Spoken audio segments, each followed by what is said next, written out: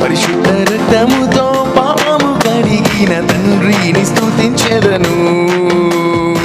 పరిశుద్ధ రక్తముతో పాపము కడిగిన తండ్రిని స్తుతించెదను.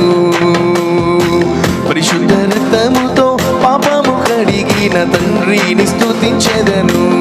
అయ్యా పరిశుద్ధ రక్తముతో పాపము కడిగిన తండ్రిని స్తుతించెదను.